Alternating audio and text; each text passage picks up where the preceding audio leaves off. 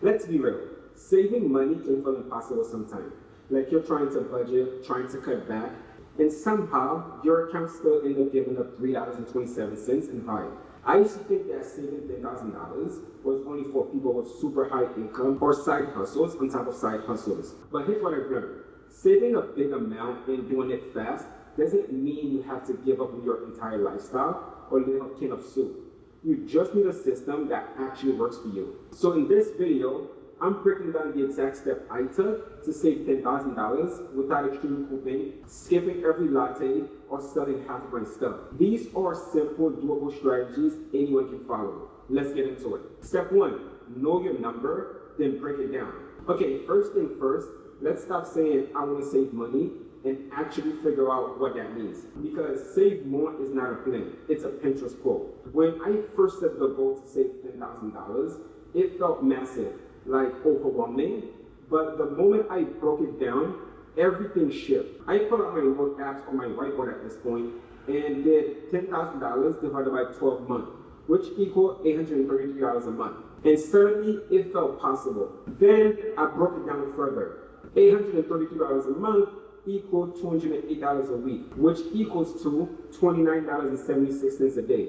That last number, that was the magic point.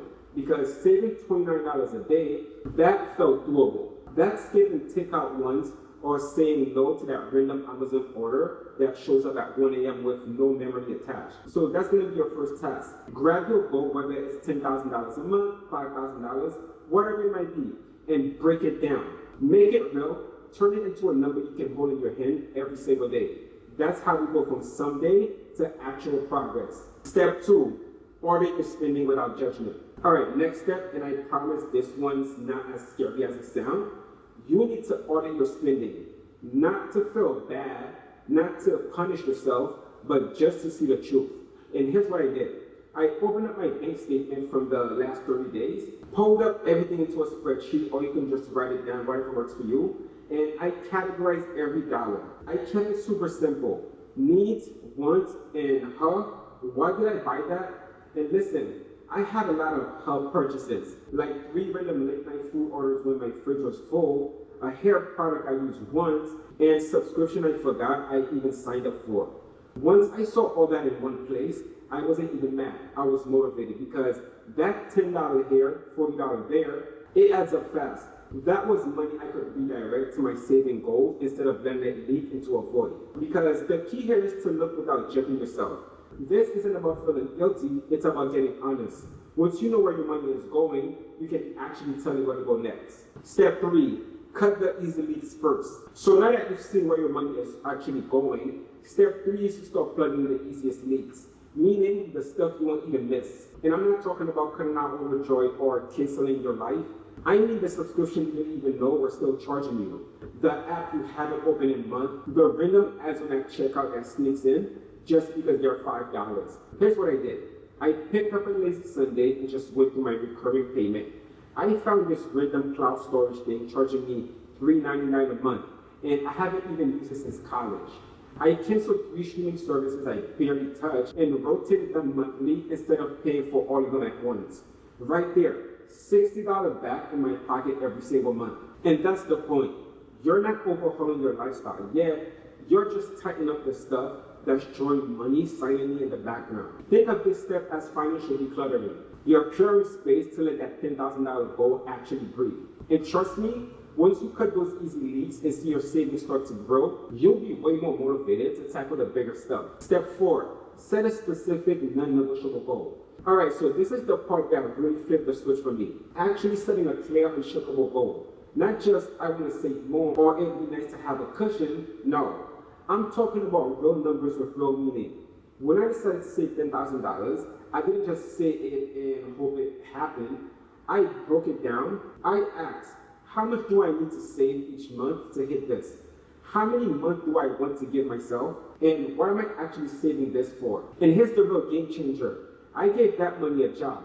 For me, part of it was financial peace, like finally having a legit emergency fund. The other part, I wanted to breathe the room to take a risk without panicking my life into debt. That goal felt personal, powerful, and honestly, kind of exciting. So what did I do? I sat down and wrote $10,000 equals freedom on a whiteboard as a constant reminder. I also changed my phone wallpaper to a phone that symbolized that freedom. Every time I wanted to buy something random, I'd see that note, and suddenly that thing didn't seem so worth it. And that's what this step is about. Making your goals feel more valuable than your next impulse purchase. So you've got to make the outcome louder than the temporary thrill. Step 5, automate everything so you don't have to think about it. Let me be real with you. I don't save money because I'm super disciplined. I save because I took my willpower out of the equation. And that's where automation comes in. Once I figure out how much I needed to save monthly to hit that $10,000 goal, I didn't just leave it up to chance or vibes. I set up automatic transfers. Money moved out of my checking to a higher saving account the moment my paycheck hit. No hesitation, no I'll do it later, just gone. I even nicknamed that saving account something motivated like Freedom Fund or No More Panic Money. Because let's be honest, right? When your saving has a name that actually means something to you, watching it grow hits different. So here's the trick. Set it up so you don't even see the money hit your spending account. Make it invincible. Because if you don't have to make a choice every time, you're not stuck battling yourself every time. And a bonus tip, use a totally separate bank account for your saving. One that's just a little annoying to access. That friction helps you pause before pulling it out for something random. Trust me, automation isn't boring. It's how you save without burning out.